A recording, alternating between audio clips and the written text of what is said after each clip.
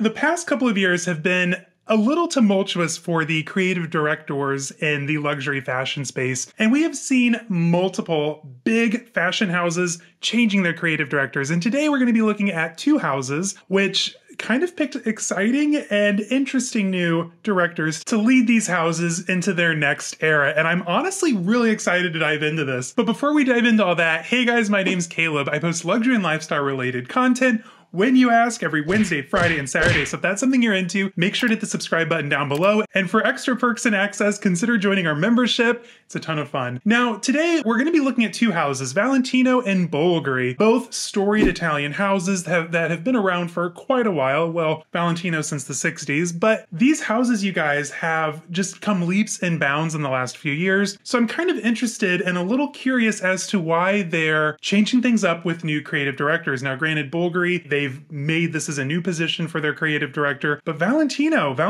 we were kind of turning the ship there, was becoming a little bit more, I don't know, we were re-entering their rock stud era, so I'm excited to see what this could bring. Now, if you're not familiar, Valentino the last few years, well, since like 2008, 2009, has been under the creative direction of Pierpaolo Piccioli. He was actually joint co-creator with Maria Grazia Chiori from 2008, and then I think she left to go do other things in 2016. I believe she's at Dior right now. I can't remember. But Pierpaolo, he has done an amazing job with the brand. Now, we've had things like the rock stud, which was huge in 2009. I think it started out with sandals, and those little pyramidal studs kind of found their way to everything from accessories to ready to wear to the shoes. Like, it was a moment, it was a vibe, but it was starting to look a little stale, if you will. So I was kind of excited when they started to bring out the Roman studs a couple of years ago, like the bigger pyramidal studs. They made more of a statement in my mind and kind of really helped that Nappa leather material on the handbag shine, and it was a good design choice in my opinion. Now, Pierpaolo and Maria, they both have a very interesting history. They started together 10 years prior at Fendi. They worked there for a decade together. They joined Valentino, and that's when in 2008 they became co-creative directors of the House of Valentino. Now, with the introduction of the rock stud, it shot Valentino into the middle of the fashion scene, and he helped bring in revenue for the house in the total sum of 1.4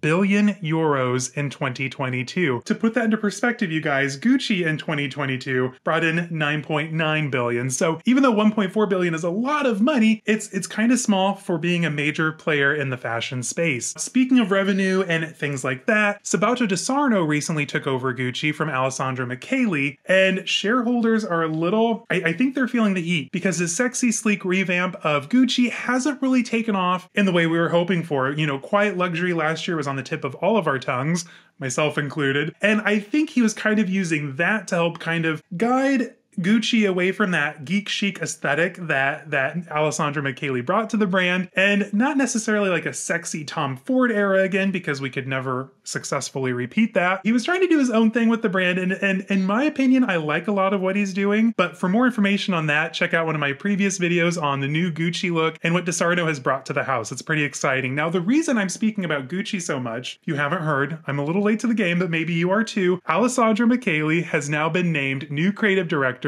over at Valentino. Now, I'm super incredibly excited to see what he's able to do with the brand, because like I said, in the last couple of years, Valentino has really shot back to prominence. We had Pink PP, named after Pierpaolo. That was shown heavily for the 2022 runway collection, and he's also been dressing a lot of celebrities recently. He dressed Florence Pugh and Rihanna for the Met Galas, and Zendaya, Emily Blunt, and Carey Mulligan for the Academy Awards. So we have seen some very iconic looks come out of Valentino, but after being with the house for a few decades, I could see why he might be ready to move on. So as I was saying earlier, last month in March, he and the house both released joint statements with his departure. So I'm excited to see what's next for him. But back to Alessandro Michele. What an interesting choice, you guys. So with Alessandro Michele, he took what many believe was a very tired Gucci. I personally loved what Frida Giannini had done with the brand, but my opinion, it doesn't have that much weight. But he jumped in, he revamped the men's collection that was supposed to be shown that season, and he gave it more of a feminine approach. There were a lot more ruffles, more frills, bows, things of that nature. It took off. After that one season, Gucci signed him on as creative director overall. And you guys, Alessandro Michele could do no wrong at Gucci in the mid 2000s. So my husband and I were currently rewatching Real Housewives of Beverly Hills, and it's very evident in season 9 when Alessandro Michele's Gucci is at its peak, because all of the housewives, all of the extras in the back, everyone is drenched in Gucci. Gucci ready-to-wear, Gucci handbags, the Ophidia is on everybody. I don't think the Marmont's come out yet, but I have seen Lisa Vanderpump with a few Gucci belts on. So it's clearly like it's beginning to take a chokehold on the fashion world. That didn't just play, you know, on the housewives stage. That was true for everyone. I'm not sure if you guys remember, but in like 2017, 18, 19, all of the YouTubers, these crazy Gucci unboxings, and that's not just in the luxe space. That was with Jeffree Star and Shane Dawson and that whole crowd. They were all like, Gucci slides. Oh my gosh, if I see or hear someone talk about Gucci slides one more time, I'm gonna lose my mind, because that had too much of a mainstay here in pop culture. But Alessandro Michele was really able to take and completely pivot to great success the house of Gucci. Alessandro Michele, while he was at Gucci, not only did he realize financial success for the brand, but as a designer himself, he achieved many awards and accolades between 2015 and up until 2017 when he was named Time's top 100 influential people. So his stay at Gucci was phenomenal. Now, sadly, I am guilty. I started to kind of complain about Alessandro Michele's Gucci. He was feeling very tired, very one note there towards the end. You know, is he going to take over Valentino? Is he going to stick to the ruffles, the hyper feminine, the mysterious, the drama that Valentino is known for? Or is he going to do like what he did to Gucci and bring in his geek chic aesthetic and maximalist and everything amazing? So I think that's going to be a really good fit for him and the house of Valentino. And I mark my words, in 2 to 3 years, we're all going to be drenched in Valentino. Like that I think it's pretty safe to say that. Now, next up, let's switch things up, and we're going to talk about another Italian design house, Bulgari. Now, sadly, I do not own any Bulgari in my collection yet. I tried so hard and failed miserably at getting my hands on that gorgeous Serpenti top handle from the Casablanca collection. The pain is still very real for me. I don't want to go into detail. But Bulgari, as of the last 4 or 5 years, they've really laid their claim on the leather accessories market. The handbags, the Serpenti collection, everything is literally top-notch, beautifully made, precious stones, precious metals. Like, I will admit, like the desire, the need to have a Bulgari Serpenti bag in my collection is very high. I've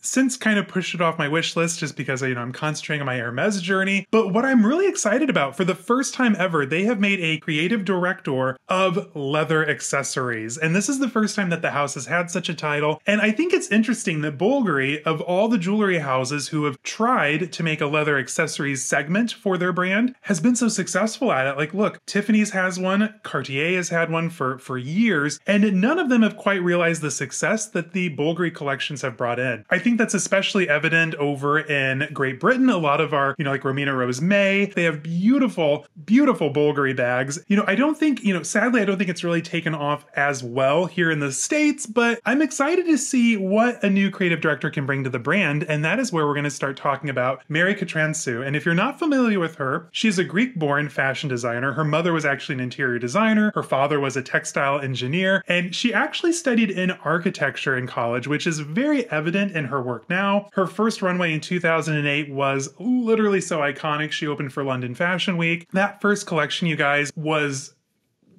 gorgeous. So the entire theme of her runway that year was trompe-l'oeil, and trompe-l'oeil is it's one of my favorite design aesthetics for interiors. Basically, it's painting to make something look like it's there that's not really. And she took this aesthetic, this thing that she was probably familiar with as an interior design mother in architecture school, and she translated that into clothing and made these clothes look like they had these big, beautiful necklaces on that would have been far too heavy for anyone to actually wear, and that catapulted her to immediate success. Based on that collection alone, she was nominated for the Harrods and L'Oreal Professional Award that season, and I think, you know, right from the start, like we saw amazing things coming from Mary Katrantzou. And 16 years after her first famous collection on the runway, she's now available in over 200 retailers worldwide, including Selfridges, Harvey Nichols, and Neiman Marcus. Now, she's also a name that even though you may not be able to pinpoint her actual collections, she's been with a lot of larger designers. She's collabed with Adidas, she's collabed with Longchamp, and just based off of her Longchamp collection in 2012, I could kind of see, you know, how her aesthetic would fit in beautifully over at Bulgari, and they saw the same thing. She has actually collabed with them several times. Now, with her collaborations, I think of all of Bulgari's design collabs, Casablanca excluded, that collection was pinnacle, but a lot of her designs with Bulgari, I actually have screenshot in my phone saved because they are stunning, you guys. Sometimes they evoke a lot of like natural elements. You might see things like birds, butterflies, or gemstones plastered on the front. Like Mary Katrantzou's collections with Bulgari are out of this world. They're ethereal. Is the best way to put it. Like, they're absolutely stunning. She even reimagined the Serpenti top handle, which the lady is a genius. I am so excited to see what she can bring to Bulgari. So with Mary Katrantzou at the helm of Bulgari, Alessandro Michele taking over at Valentino, I think we're going to be in for some very peak fashion years ahead of us, and I am literally so excited. Let me know in the comments, you guys. Are you excited for these transitions at these major fashion houses? You know, are you excited to see Alessandro Michele over at Valentino? More Mary Katrantzou goodness happening over at Bulgari, not just a few collabs. I'm pretty freaking excited. Anyway, guys, let's get a discussion going down in the comments, and until next time, stay safe, have fun. I'll see you on the next one. Bye-bye.